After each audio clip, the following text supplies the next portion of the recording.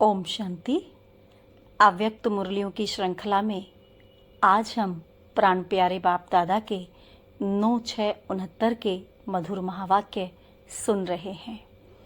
सुस्ती का मीठा रूप आलस्य।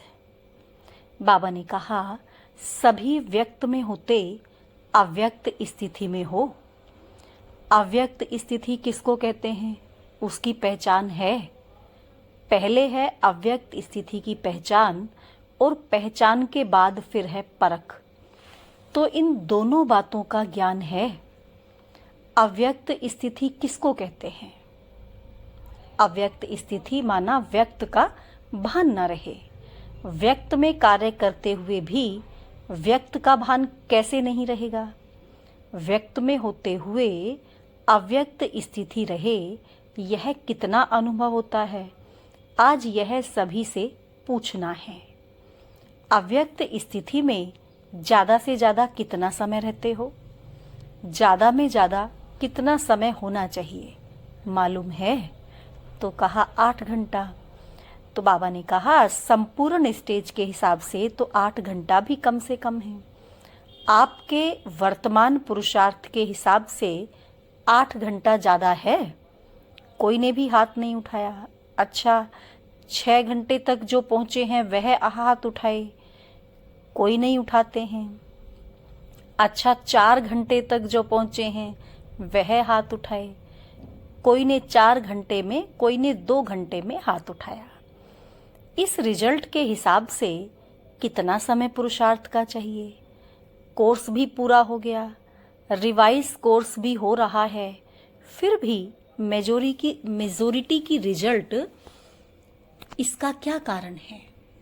सभी पुरुषार्थ भी करते हो, उमंग भी है, लक्ष्य भी है, फिर भी क्यों नहीं होता है? अटेंशन कम है।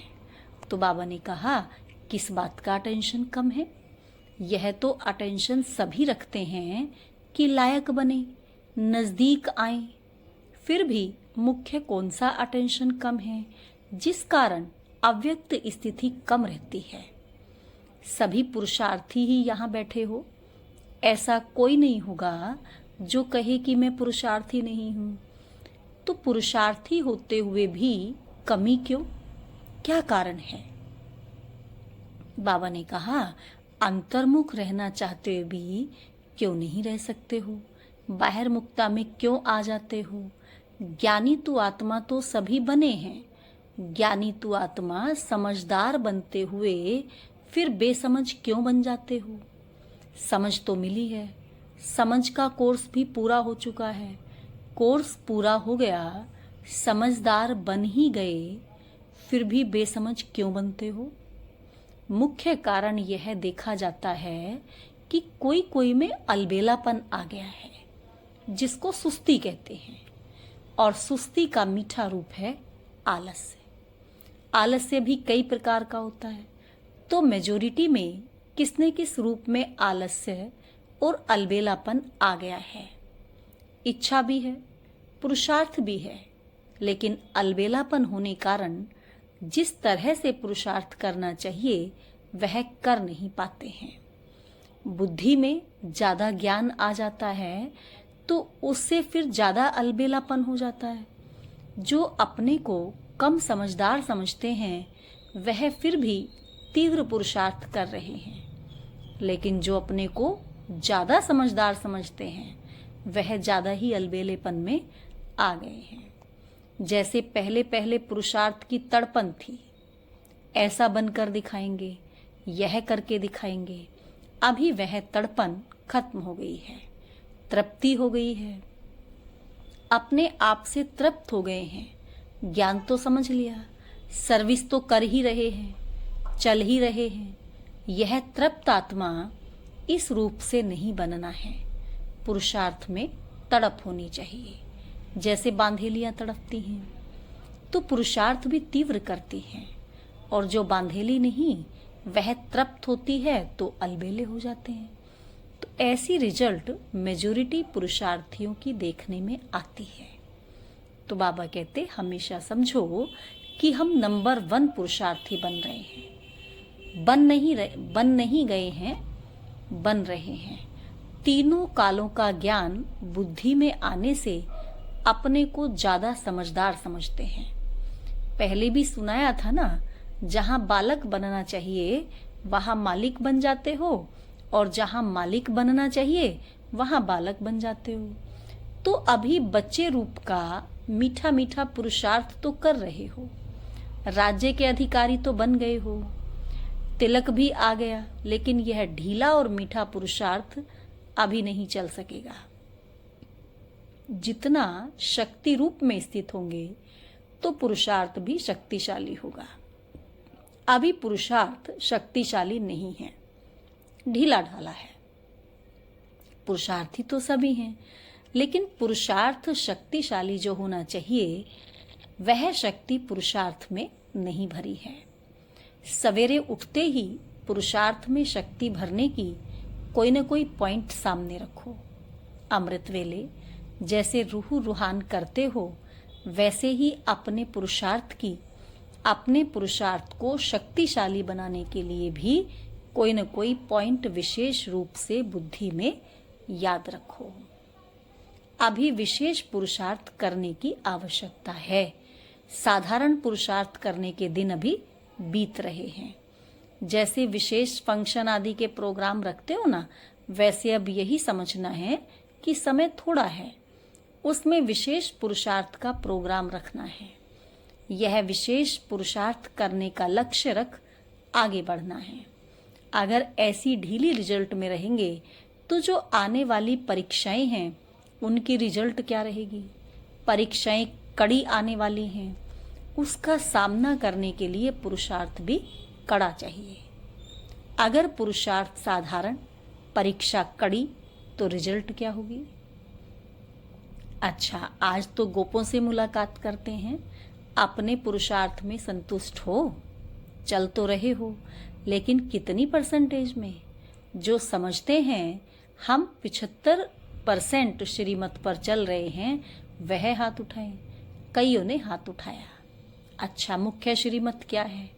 मुख्य श्रीमत यही है कि ज्यादा से ज्यादा याद की यात्रा में रहना, क्योंकि इस याद की यात्रा से ही पवित्रता, दैवी गुण और सर्विस की सफलता भी होगी। जो 75% श्रीमत पर चलते हैं, उन्हों का याद का चार्ट कितना है। याद का चार्ट भी 75% होना चाहिए। इसको कहेंगे पूरी श्रीमत पर चलने वाले। आज खास गोपों को आगे किया है, गोपियों को पीछे मंगाया है, क्योंकि जब भी मिलन की कोई बात होती है तो गोपियां जल्दी आ जाती हैं। गोप देखते देखते रह जाते हैं। गोपों को जिम्मेवारी भी देनी है। यूं तो दी हुई है, जैसे आप लोगों के चित्र में दिखाया है ना कि द्वापर के बाद ताज उतर जाते हैं, तो यह जिम्मेवारी का ताज भी दिया हुआ है तो है, लेकिन कभी कभी जानबूझकर भी उतार देते हैं और माया भी उतार देती है। सतयुग में तो ताज इतना हल्का होता है जो मालूम भी नहीं पड़ता कि कुछ बोझ सिर पर है। सतयुग की सीनरियां सामने आती हैं कि नहीं। सतयुग के नज़ारे स्वयं ही सामने आते हैं या लाते हो। जितना जितना आगे बढ़ेंगे तो ना चाहते हुए भी सतयुगी नज़ारे स्वयं ही सामने आएंगे, लाने की भी जरूरत नहीं। जितना जितना नजदीक होते जाएंगे उतना उतना नज़ारे भी नजदीक होते जाएंगे। सतयुग में चलना है और खेल पाल करना है, यह तो निश्चित है ही। आज जो भी सभी बैठे हैं, उनमें से कौन समझता है कि हम श्री कृष्ण के साथ पहले जन्म में आएंगे, उनके फैमिली में आएंगे, व सखी सखा बनेंगे, व तो स्कूल के साथी बनेंगे। जो समझते हैं तीनों में से कोई ना कोई जरूर बनेंगे, ऐसे निश्चय बुद्धि कौन है। तो सभी ने हाथ उठाया। नजदीक आने वालों की संगम युग में निशानी क्या होगी। यहाँ कौन अपने को नजदीक समझते हैं। यज्ञ सर्विस व जो बाप दादा का कार्य है, उसमें जो नजदीक होगा वही वहाँ खेल पाल आदि में नजदीक होंगे। यज्ञ की जिम्मेवारी व बाप दादा के कार्य की जिम्मेवारी के नजदीक जितना जितना होंगे, उतना वहाँ भी नजदीक होंगे। और नज़दीक होने की परख कैसे होगी? तो हर एक को अपने आप से पूछना चाहिए, जितनी बुद्धि, जितना तन मन धन और जितना समय लौकिक जिम्मेवारियों में देते हो, उतना ही इस तरफ देते हो? इस तरफ ज़्यादा देना चाहिए। अगर ज़्यादा नहीं तो उसका वजन एक जैसा है। अगर दोनों तरफ एक जितना है तो भी नज़दीक गिना जाएगा। तो इस हिसाब से अपने को परखना है। अभी तक रिजल्ट में लौकिक जिम्मेवारियों का बोझ ज़्यादा देखने में आता है। खास मुख्य गोपों को यह बातें जरूर ध्यान में रखनी चाहिए कि आज का दिन जो बीता, कितना समय लौकिक जिम्मेवारी तरफ दिया और कितना समय अलौकिक व पारलौकिक जिम्मेवारी तरफ दिया। कितने मददगार बने, यह चेकिंग करते रहेंगे तो पता पड़ेगा कि कौन सा तरफ खाली है। सभी प्रकार की परिस्थितियों में रहते हुए भी कम से कम दोनों तरफ एक जितना जरूर होना चाहिए, कम नहीं। उस तरफ कम हुआ तो हर्जा नहीं, इस तरफ कम नहीं होना चाहिए। तो फिर लौकिक जिम्मेवारी के कमी को भी ठीक कर सकेंगे। परमार्थ से व्यवहार भी सिद्ध हो जाता है। कोई कहते हैं पहले व्यवहार को ठीक कर परमार्थ में लगे, यह ठीक नहीं है। तो यह खास ध्यान रखना है। खास गोपों में बाप दादा की उम्मीद है, जो गोप ही पूरी कर सकते हैं, गोपियों से नहीं हो सकती। वह कौन सी उम्मीद है? पांडवों का मुख्य कार्य यही है, जो कई प्रकार के लोग और कई प्रकार की परीक्षाएं समय प्रति समय आने वाली भी हैं और आती भी रहती हैं। तो परीक्षा और लोगों की परख यह विशेष गोपों का काम है, क्योंकि पांडवों को शक्तियों की रखवाली करने का मुख्य कार्य है। शक्तियों का काम है तीर लगाना, लेकिन हर प्रकार की परीक्षा और लोगों को परखना और शक्तियों की रखवाली करना, ये पांडवों का काम है। इतनी जिम्मेवारी उठा सकते हो? बाबा पांडवों से पूछ रहे हैं कि इतनी जिम्मेवारी उठा सकते हो कि शक्तियों की रखवाली की आपको आवश्यकता है? कहाँ कहाँ देखने में आता है पांडव अपनी रखवाली की औरों से उम्मीद रखते हैं, लेकिन पांडवों को अपनी रखवाली के साथ चारों ओर की रखवाली करनी है। बेहद में दृष्टि होनी चाहिए, ना कि हद में। अगर अपनी ही रखवाली नहीं करेंगे तो फिर औरों की तो और मुश्किल हो जाएगी।